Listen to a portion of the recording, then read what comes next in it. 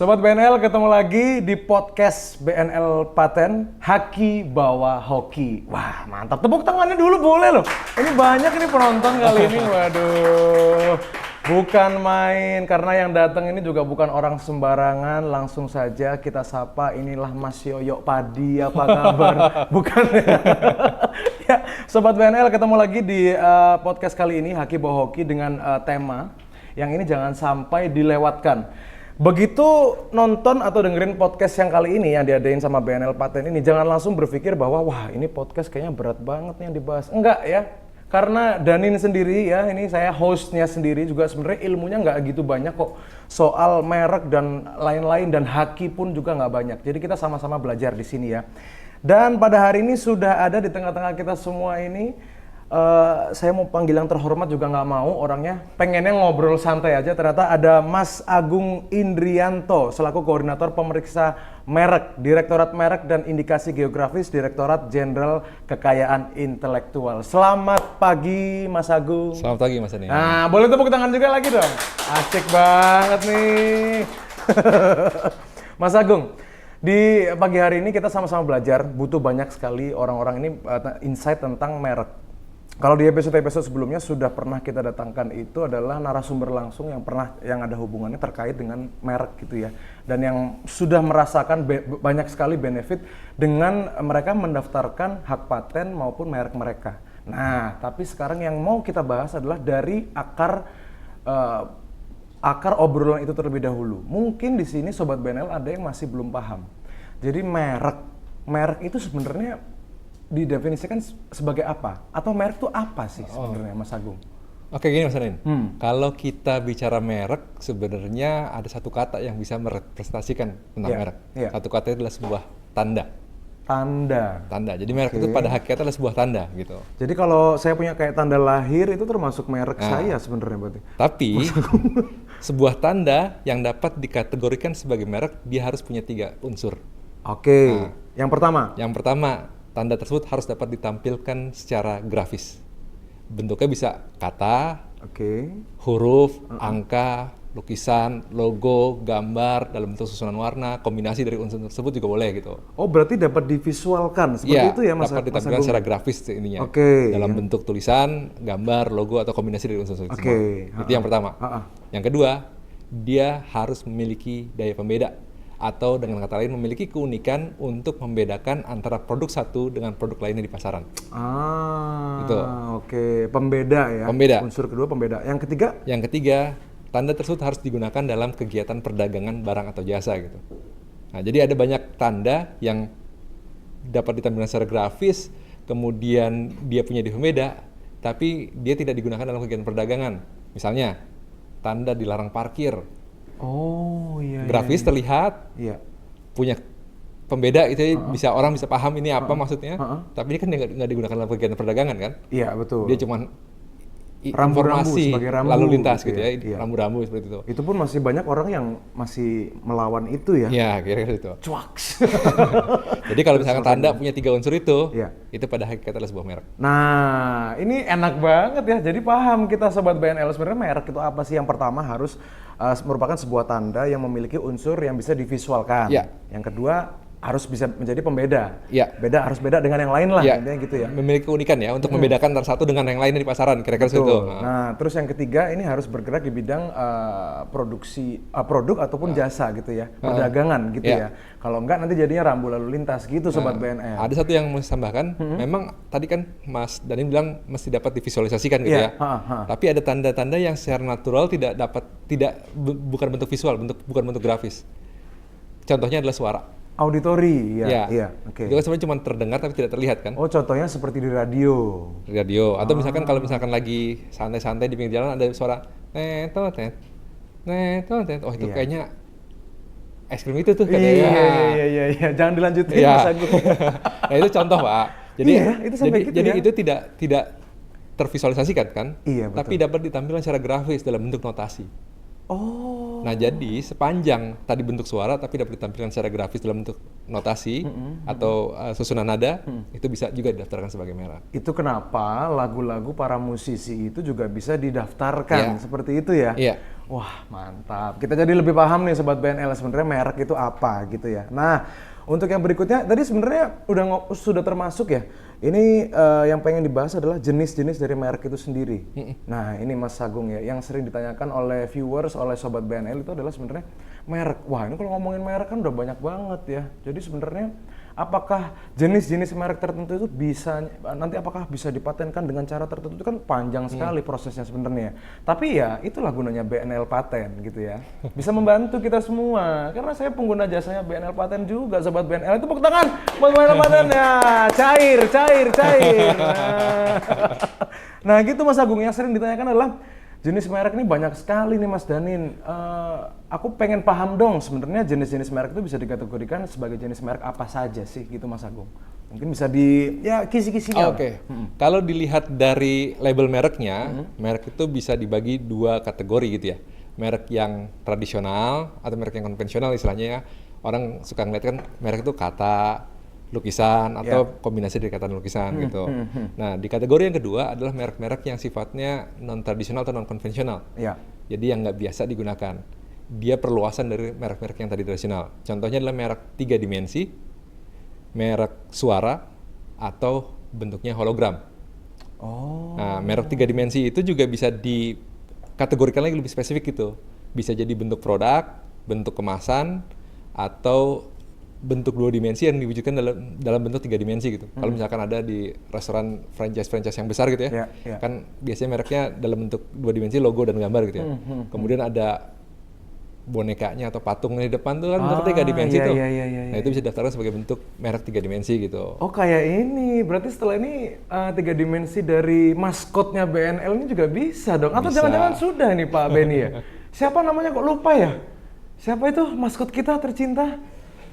Bro Band. Nah, kita juga punya. Iya. Itu bisa. Ketika dilekatkan dalam bentuk 2 dimensi kan cuman ada unsur gambar, logo aja kan gitu.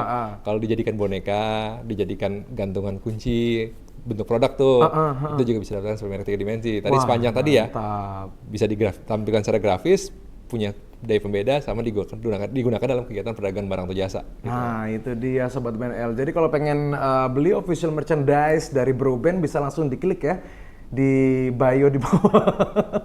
Dan itu kalau mau cari merchandise dari Bro Band, mudah-mudahan habis ini nih ya, mungkin udah banyak banget yang udah akrab sama Bro Band gitu kan ya, sama maskot kita. Tapi kalau misal kita mau beli emas sekarang udah nggak perlu repot lagi Mas Agung.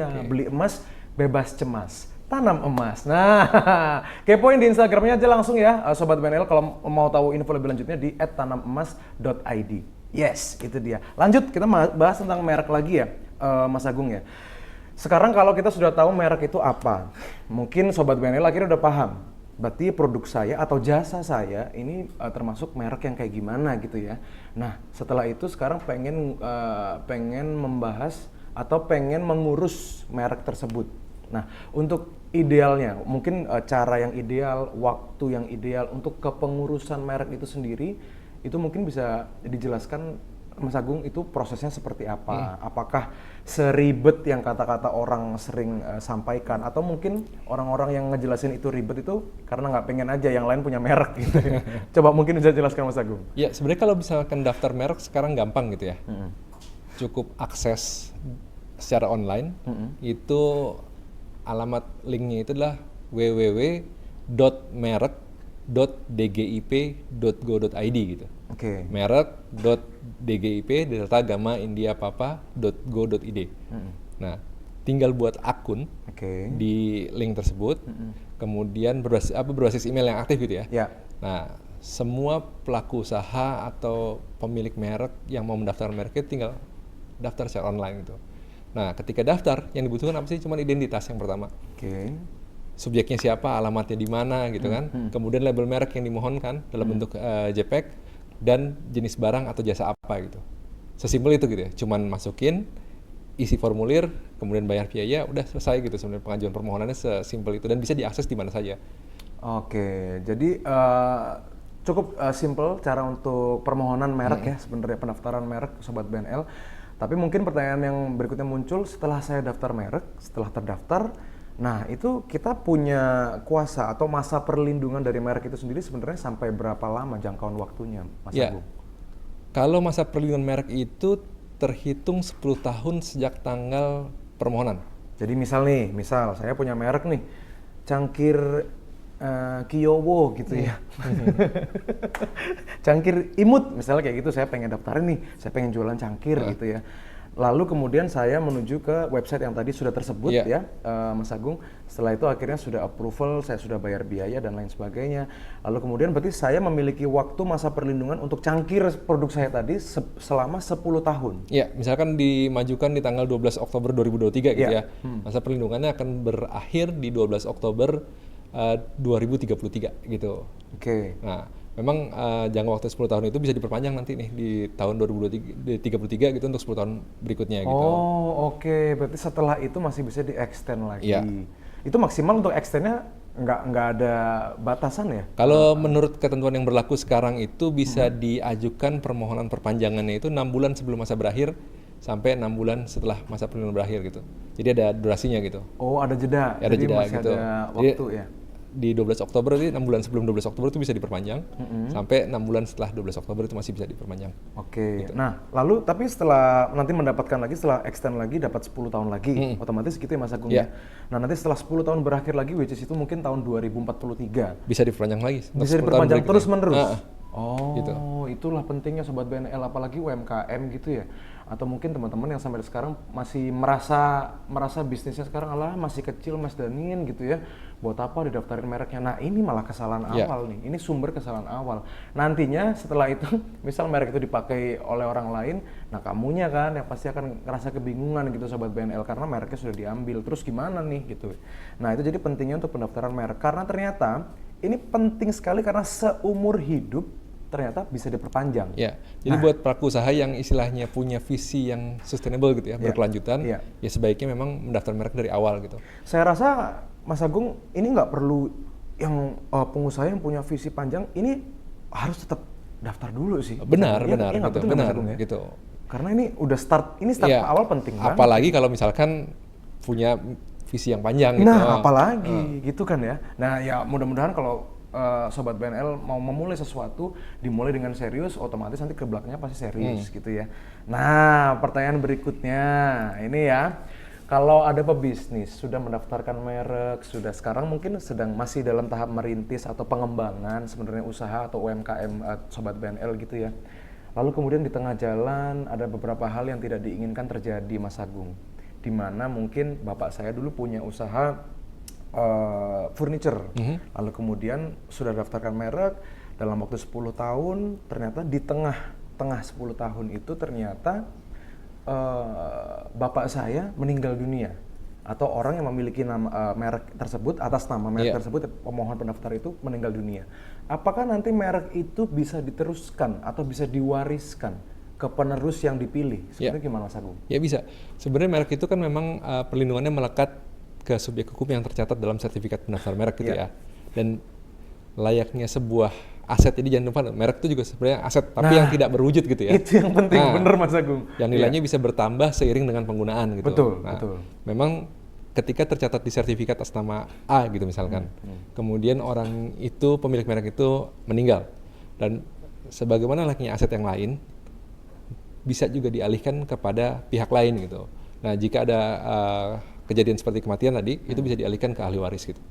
Nah, tapi itu tidak menutup kemungkinan bisa dialihkan lagi dengan cara-cara yang lain gitu, misalnya dengan jual beli gitu atau dengan hibah, itu juga dimungkinkan gitu. Jadi layaknya sebuah aset, merek juga bisa dialihkan kepada pihak lain berdasarkan alasan-alasan yang sah gitu, misalnya kayak tadi waris, hibah, jual beli dan segala macam. Ya, karena nantinya kita nggak pernah benar-benar tahu gitu ya Sobat BNL ya, nanti valuasi merek itu sampai setinggi apa, apakah sudah TBK dan lain sebagainya. Wah, itu kalau udah ngobrolin itu Sobat BNL itu ya mudah-mudahan lah Sobat BNL didoain semua nih yang sekarang lagi nonton supaya benar-benar bisa sampai di tahap itu gitu ya. Mas Agung, yang berikutnya adalah tentang permasalahan-permasalahan yang ternyata sering terjadi. Ini sering ngobrol juga sama Pak Benny gitu ya. Permasalahan-permasalahan yang sering muncul yaitu adalah ketika kita sudah memiliki merek yang terdaftar. berarti kita otomatis terlindungi dong, ya karena terlindungi ya. Jadi kalau misal ada itikat-itikat tidak baik dari ya oknum, kita sebut oknum lah. Wah ini nih bagus nih, kayak tadi misal saya bikin cangkir imut, ternyata dia bikin cangkir imut tapi T-nya diganti D gitu ya, imut pakai D sama H, imud gitu ya, barangkali gitu kan.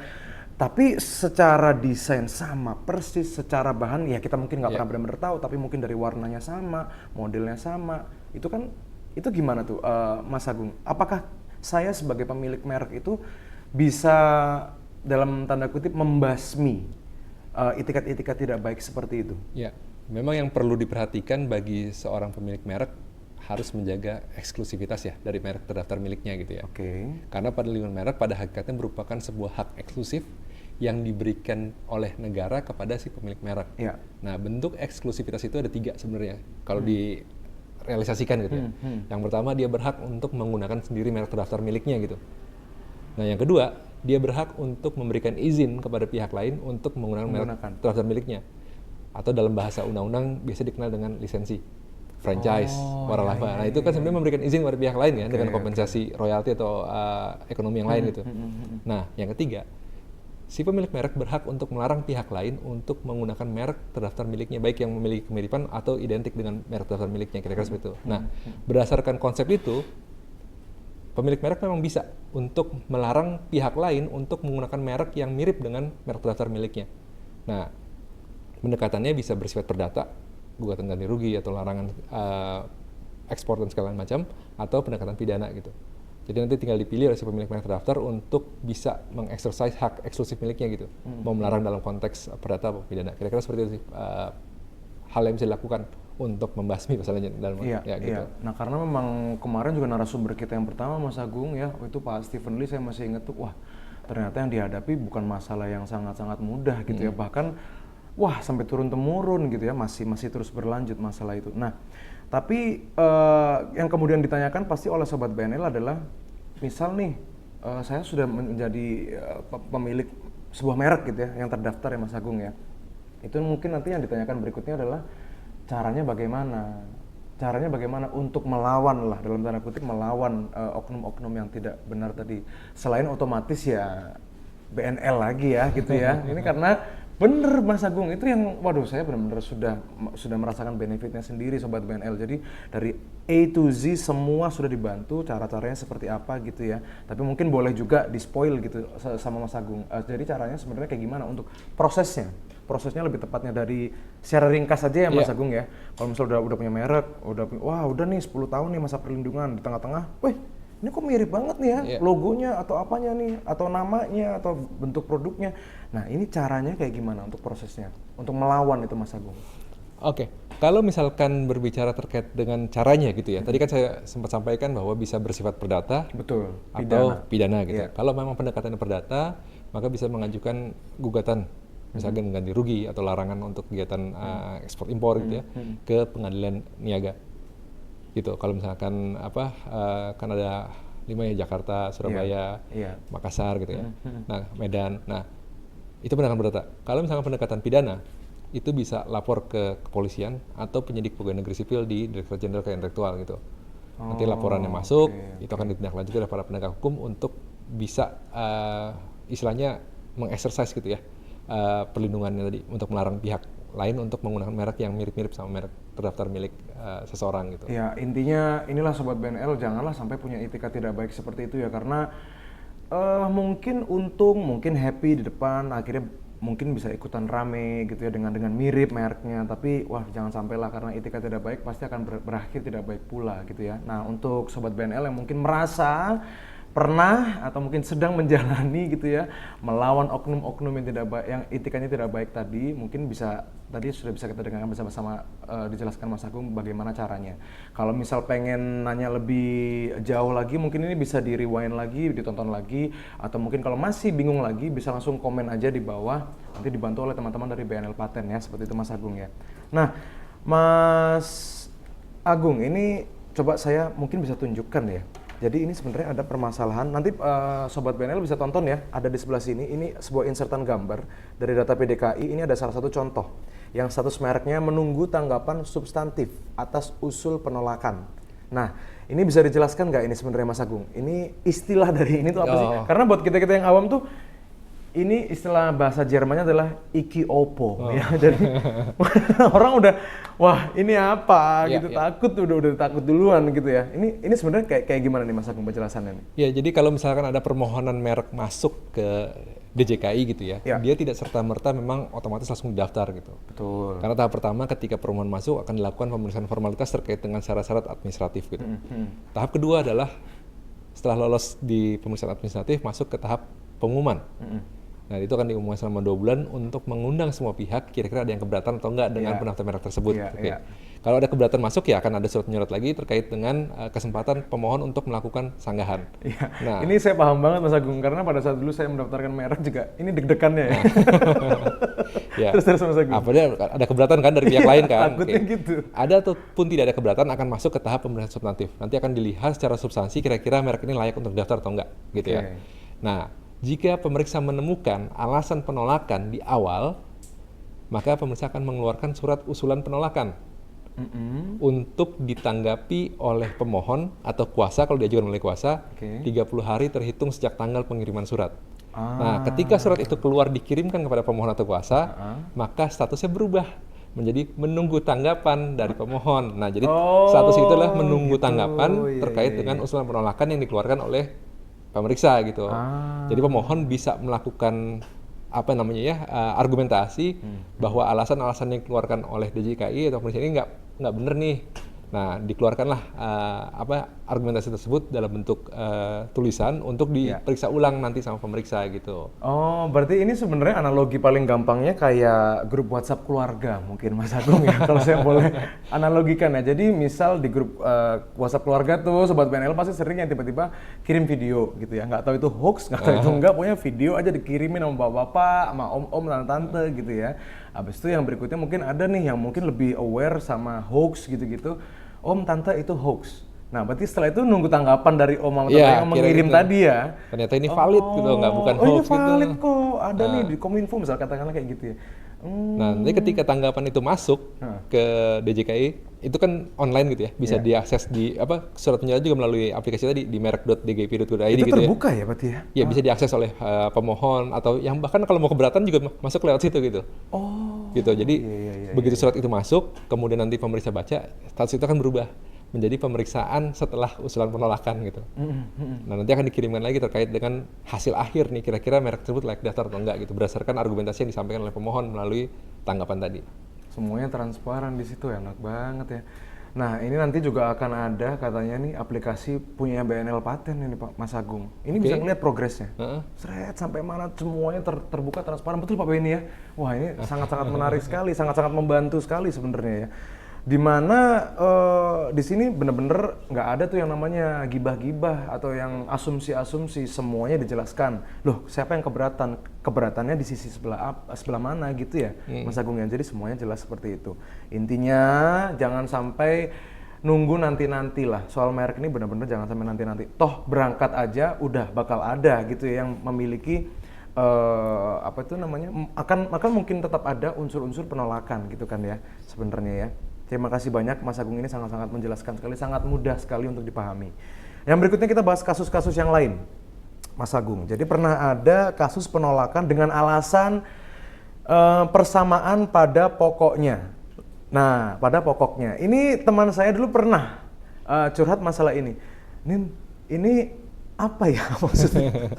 Ini jadi ini statusmu apa sekarang gitu ya? Ini ada kasus persamaan pada pokoknya. Pas lagi ngedaftarin merek gitu Mas Agung. Ini maksudnya apa lagi Mas Agung? Sepuh mohon ilmunya. Ya. Jadi kalau misalkan ngelihat di undang-undang ya, kalau misalnya Sobat BNL pengen lihat lebih jauh terkait dengan ketentuan merek sebenarnya di Undang-Undang 20 tahun 2016 gitu ya. Ada di pasal 20 dan 21 deh, pokoknya terkait dengan hal-hal yang Mas Dani tanyakan tadi tuh. Siap. Nah, tapi undang-undang ini kan bukan undang-undang yang ujuk-ujuk lahir gitu. Betul. Karena undang-undang ini lahir sudah dari bahkan hitungannya proses pendewasaan itu secara serius dari tahun 92 gitu ya. Nah, dan ini banyak istilahnya di doktrin dari praktik-praktik yang sudah terjadi di secara internasional gitu ya. Baik, berarti dari beberapa hal yang sudah pernah Ya. terjadi. Nah, gitu jadi ya. kita memang istilahnya mengimport doktrin tadi gitu ya. Kemudian ada bahasa yang secara global disepakati bahwa merek itu nggak boleh memiliki unsur yang sifatnya identik ataupun similar dengan prior trademark, dengan merek yang terdaftar sebelumnya gitu. Baik, pembeda itu tadi ya. Nah, identik sama similar tadi ya. Oke. Nah, identik dalam bahasa undang-undang diterjemahkan sebagai persamaan pada keseluruhannya. Seluruhnya sama, pokoknya identik gitu. Gitu, iya. Similar kalau di bahasa sehari kan dianggap mirip ya. Mirip Gitu. iya, Tapi dalam bahasa undang-undang bukan disebut mirip, tapi persamaan pada pokoknya. Oh, Jadi artinya ada kemiripan gitu begitu. antara merek yang satu dengan merek yang terdaftar sebelumnya gitu. Oke, jadi kalau identik itu analoginya seperti anak kembar identik itu Iya, benar-benar benar-benar sama identik. gitu ya. Kalau misal yang similar itu kayak saya sama Jeffrey Nicole gitu ya. Boleh. Ya, boleh Mas Agung ya? Iya, Kok boleh. kayak agak berat Mas Agung, mungkin minum dulu boleh. Ya. Iya, Nah, similar jadi gitu identik. ya. Persamaan pada keseluruhannya dalam bahasa undang-undang itu mengimpor dari kata identik. Kemudian kalau similar diterjemahkan dengan persamaan, Persamaan pada pokoknya. Nah, persamaan pada pokoknya itu secara teknis dijelaskan lagi atau dielaborasikan lagi menjadi 3 kemiripan atau 3 persamaan. Ya, faktor-faktornya lah. Faktor-faktornya gitu. Yang pertama persamaan secara fonetik gitu. Fonetik Atau pengucapan. ya pengucapan gitu, ada didengar sama gitu. Misalkan kayak apa kira ya? Gak apa-apa disebutin aja Mas Agung. Ini karena memang benar-benar butuh contoh nih pasti. Cantik gitu misalkan. Oke. Cantik pakai K di belakang sama pakai Q kan bunyinya sama kan? Iya. Gitu. Kalau Mas Agung sendiri orang yang kalau WhatsAppan cenderung yang milih yang belakangnya Q ya. Atau pakai EQ gitu, Q, cantik gitu. UE. Ya, jadi persamaan fonetik. Iya, iya. Yang kedua itu persamaan visual. Jadi Visual. ketika dilihat itu sama gitu. Kemudian yang ketiga adalah persamaan konsep. Jadi konsepnya ada kemiripan antara satu dengan merek terdaftar sebelumnya. Berarti ada kemampuan dari si pemohon sendiri atau kemungkinan dari pemohon sendiri untuk mengajukan argumentasi balik ya. Bisa. Karena sebenarnya kalau kesan itu kan agak susah ya Mas Agung. Bisa, Kan mungkin terkesan subjektif, nanti Benar. bisa dimohonkan kembali gitu ya. Benar, bisa diajukan tanggapan tadi tuh kalau ada usulan penolakan. Enggak kok, ini ternyata Ada garis yang berbeda. konsepnya bisa berbeda gitu. Jadi memang nanti pemeriksa akan melihat dari overall impression gitu. Jadi kesan keseluruhan dari faktor fonetik, visual dan konsep tadi gitu. Kalau memang ternyata masih bisa dibedakan, kecenderungan masih bisa didaftar gitu. Oke, nah sudah mulai paham ya Sobat BNL ya. Wah ini Mas Agung benar-benar kasih kita insight. Bahkan Danin sendiri mungkin sebelumnya ini benar-benar bingung juga sebenarnya ya Mas Agungnya. Dulu yang kita putuskan ya dulu waktu ngobrol-ngobrol sama teman akhirnya pokoknya ini pasti ada yang sama, nggak tahu apanya gitu. Karena tulisannya persamaan pada pokoknya gitu ya. Ini nggak tahu di bagian mananya, tapi kayaknya ada yang sama. Akhirnya sampai pemohon pada saat itu pada kasus itu adalah teman saya sendiri gitu Mas Agungnya, sampai akhirnya udahlah kita ganti aja lah, kita ganti total, kita mohonkan yang baru gitu. Akhirnya sewa desainer untuk mendesain ulang logo baru sampai akhirnya lolos gitu ya. Jadi sebenarnya kalau kekeh atau masih teguh pendirian pengen yang itu, merek yang itu, pokoknya ini bisa diajukan lagi argumentasinya gitu Sobat BNL. Jadi jangan takut, masih bisa dibela gitu ya. Ini beda kok, ininya beda gitu. Nah, untuk yang berikutnya Mas Agung, setelah tadi kita ngebahas dari awal banget merek itu apa, sampai kasus-kasusnya juga apa. Tadi juga mungkin sudah sempat di-mention sama Mas Agung ya. Jadi sebenarnya syarat-syarat untuk permohonan itu bisa ditentukan diterima atau tidak itu seperti apa mungkin. Tapi boleh kita review ulang sekali lagi Mas Agung. Apa sih hal-hal yang menentukan permohonan itu atau permohonan dari Sobat BNL yang mau mendaftarkan merek itu diterima atau tidak menurut DJKI? Oke. Tadi seperti saya sampaikan sebenarnya ada 2 pasal doang nih di pasal. undang-undang. 20 dan 21 ya. 20 dan 21 aja gitu ya. Nanti Tahun bisa 92. dilihat gitu. Tapi saya coba membahasakan menjadi cerita yang lebih gampang dicerna gitu Boleh, ya, kira-kira. boleh gitu. sekali Mas Agung, gimana? Berangkat dari 2 perbedaan, itu ada dasar penolakan yang bersifat absolut, ada dasar penolakan yang bersifat relatif. Yeah. Nah, kalau di undang-undang absolut dari pasal 20, relatif tadi di pasal 21 gitu ya. Absolut itu artinya gini, merek tersebut merek-merek yang tidak layak jadi merek gitu. Meskipun nggak ada orang yang terdaftar sebelumnya gitu ya. Karena mungkin karena biasanya gini nih, bertentangan dengan peraturan perundang-undangan, moralitas agama, kesusilaan, Iya. ketertiban umum, kira-kira seperti itu. Iya. Nah, teman-teman bisa menggambarkan misalkan merek-merek yang vulgar gitu. Sekarang makin banyak kayaknya ya, Gitu. Mas Agung ya. Terus sebaiknya dihindari tuh. Iya. Karena secara absolut dia nggak layak jadi merek gitu. Kecuali kalau mungkin Sobat BNL pengen bikin produk itu di luar negeri, silakan gitu. Ya, Kalau ini kan gitu. kita ikut Indonesia gitu ya. Kemudian merek-merek yang hanya menjelaskan jenis barang atau berkaitan dengan jenis barang gitu. Jadi istilahnya yang sifatnya deskriptif atau generik gitu. Merek-merek yang merupakan nama umum atau milik umum gitu. Contoh. Contohnya misalkan kata pemanis alami. Harus bisa digunakan dong oleh semua orang yang menjual minuman dong. Betul, karena sifatnya deskriptif, Ya menjelaskan gitu. gitu Jadi ya. artinya nggak bisa dimonopoli secara eksklusif oleh seseorang. Gitu. Itu nggak sebaiknya dihindari itu. Oke. Nah, terus merek-merek yang menyesatkan atau apa istilahnya ya, misdeskriptif terkait dengan label merek yang dimohonkan gitu. Jadi misalkan ada kata USA quality gitu, tapi buatnya di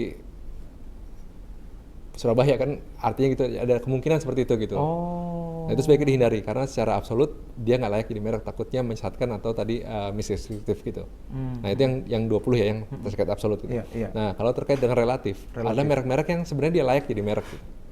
Tapi dia harus ditolak. Kenapa? Karena kalau didaftar akan merugikan hak yang dimiliki oleh pihak lain gitu. Oke. Nah, contoh realnya adalah Mas Agung. merek yang memiliki persamaan pada pokoknya atau keseluruhannya dengan merek terdaftar milik pihak lain. Kalau itu daftar kan merugikan merek terdaftar sebelumnya kan gitu, karena sistem penilaian merek first to file gitu.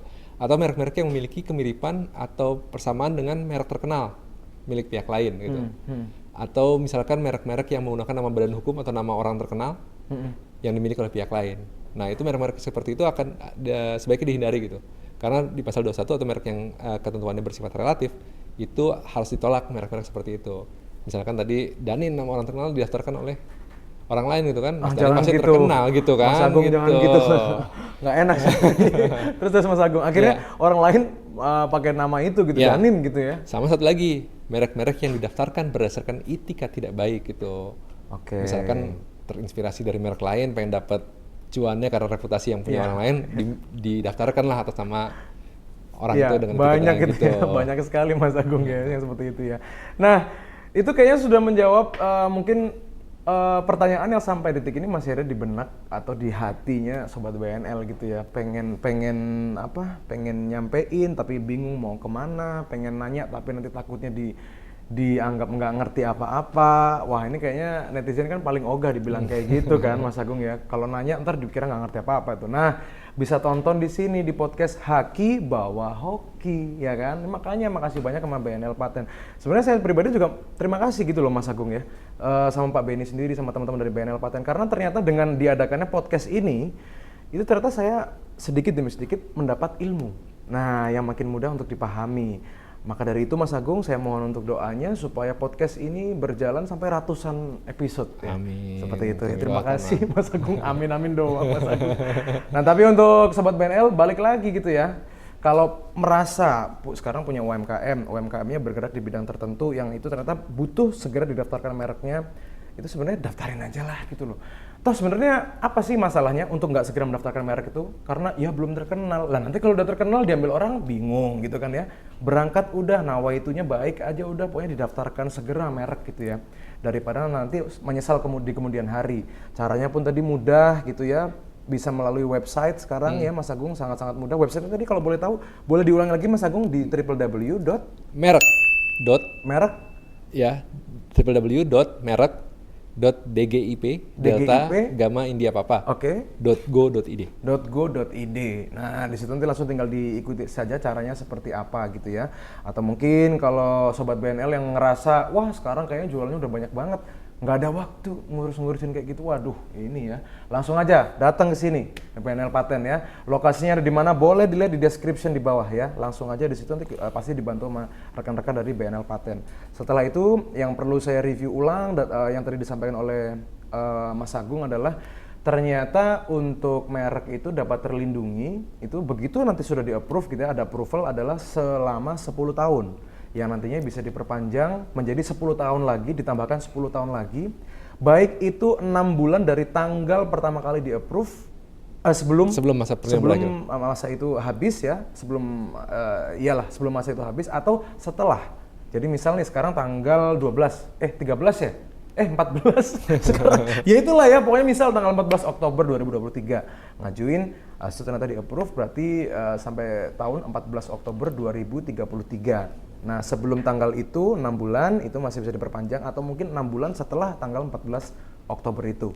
Nah, dan jangan takut juga karena merek ini merupakan sebuah aset tadi kata Mas Agung. Jadi jangan sampai dianggap remeh gitu ya, karena nanti kalau merek ini sudah sebesar contohnya apa ya? Apple, Samsung, waduh udah segede itu, nilai valuasinya juga akan berbeda lagi. Jadi nilai aset yang mungkin nanti sangat-sangat sayang kalau tidak ada penerusnya. Maka dari itu merek yang terdaftar ini nantinya bisa diwariskan. Nah, jadi jangan takut. Keuntungannya ini kalau saya rasa ya Mas Agung ya, sebenarnya keuntungan dengan kita mendaftarkan merek itu jauh lebih banyak daripada zongnya. Iya. Ya kan, zongnya akan lahir ketika nanti merek itu sudah diambil oleh orang lain atau pihak lain, sebenarnya seperti itu.